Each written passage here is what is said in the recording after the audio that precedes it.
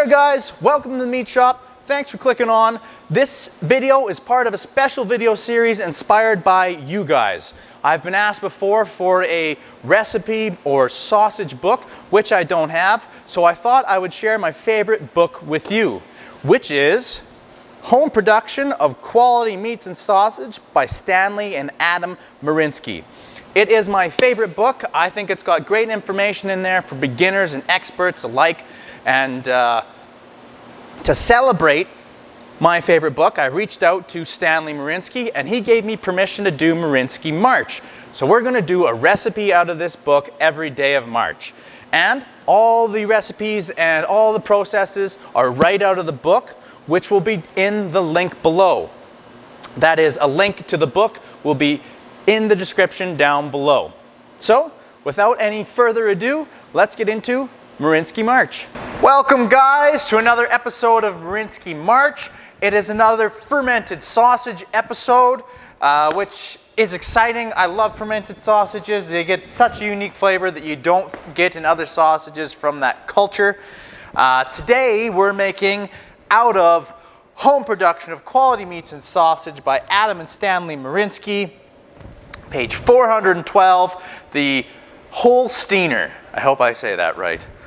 Holsteiner? Holsteiner. It doesn't have a write-up. Well, it does.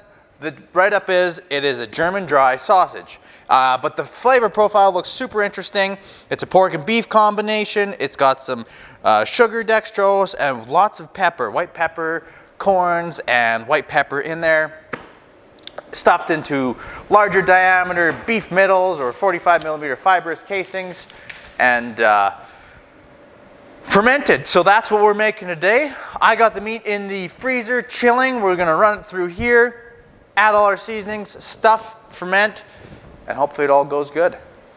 All right guys, here we go. I got a 2 kilogram batch, so I'm making double the size of what the book calls for because I figured it'd shrink down so much. I wanna have a little bit at the end.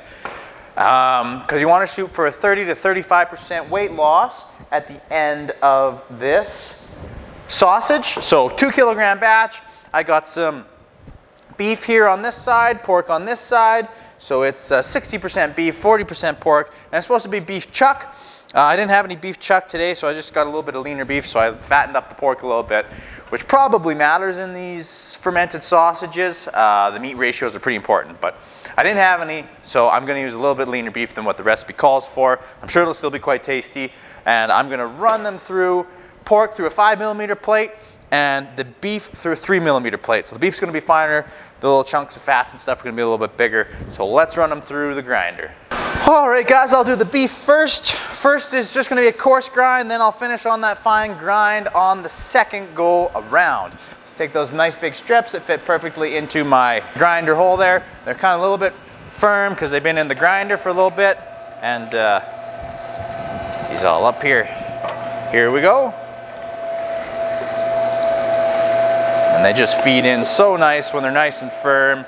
Everything's on good and tight, so you get a nice clean cut, no smearing. Yes, sir. Okay, there's the end of our beef, guys. Swap over. Whoop, and do our pork. Oh, yeah, nice and firm. Send in a piece of fat with a piece of lean meat.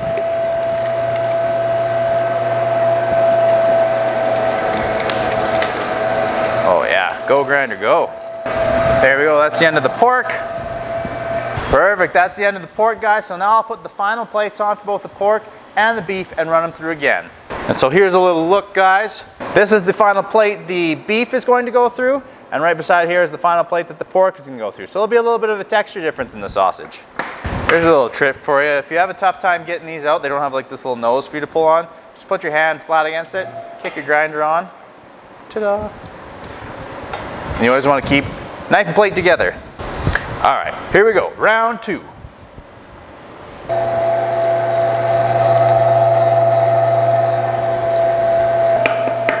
All right, guys, that's the end of the pork. Time to put on our beef plate and run some beef through. Okay, pork, switch over to beef, run her through.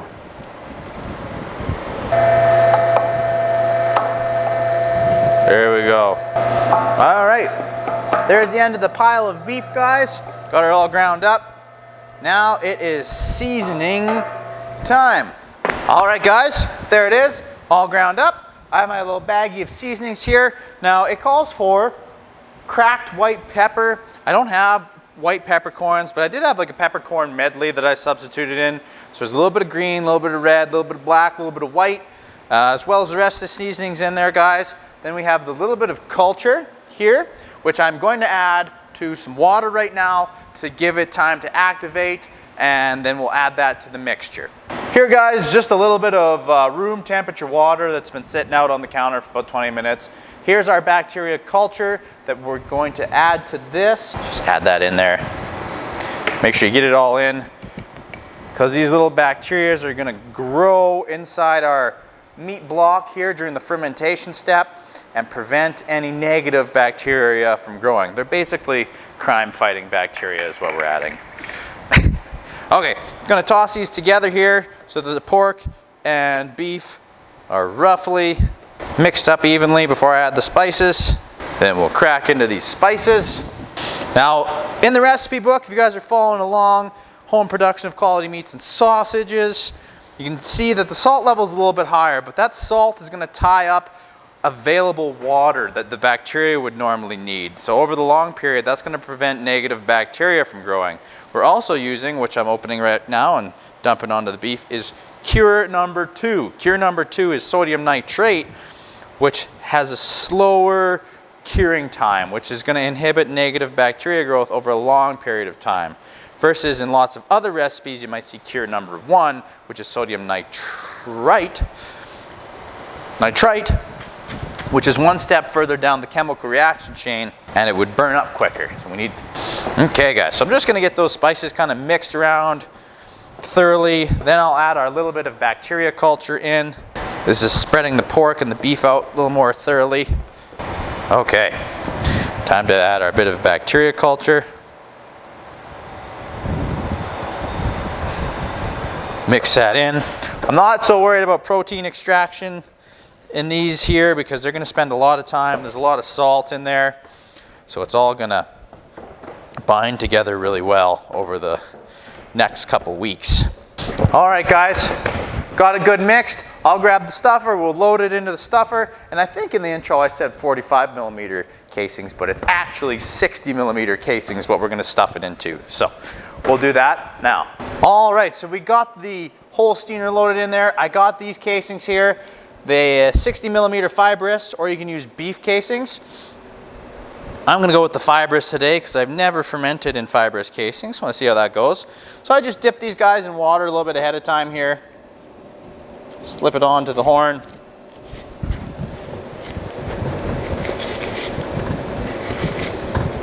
And we're going to get them stuffed nice and firmly. All right, so just basically making a tight grip around the end of the horn.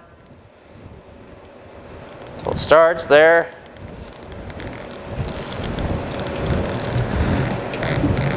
There we go. And we're going to leave ourselves a couple inches at the top end here so that we can tie it off. There's going to be just a little bit left in the next one. Round 2. Okay, just a little bit there. And I'm going to push the rest out of the end of the horn there using a little plunger. So I got a little something left at the bottom here. I don't want to waste any of this one.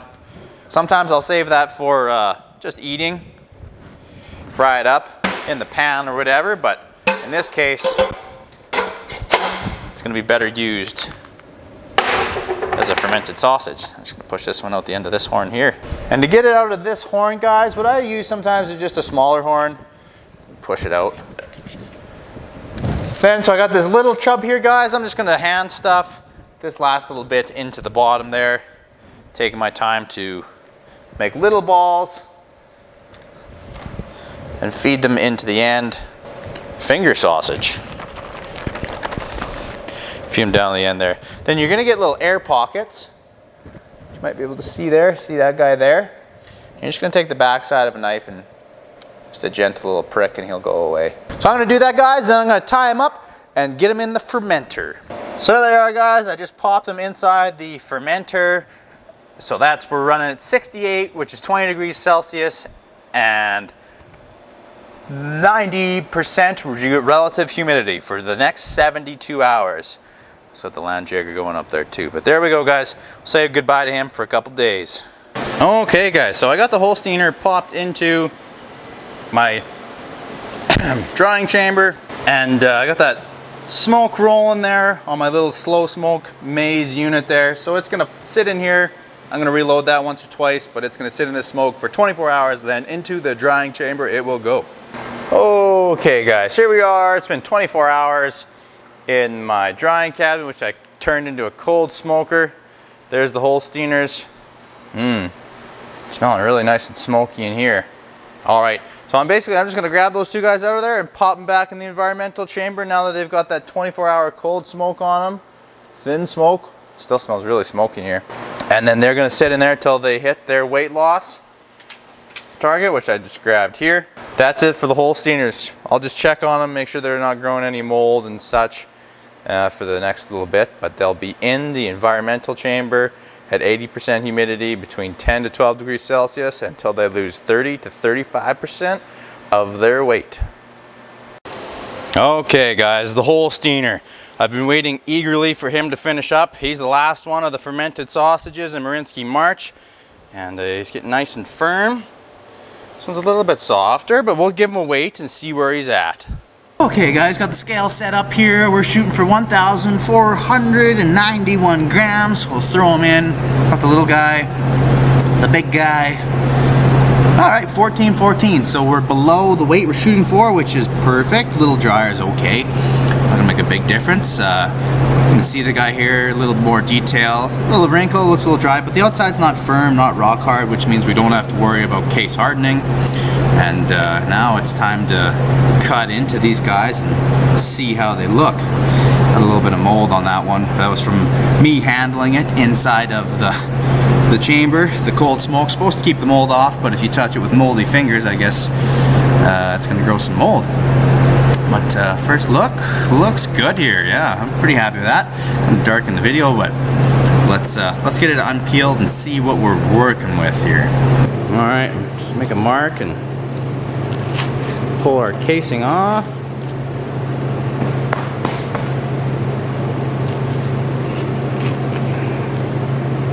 Voila.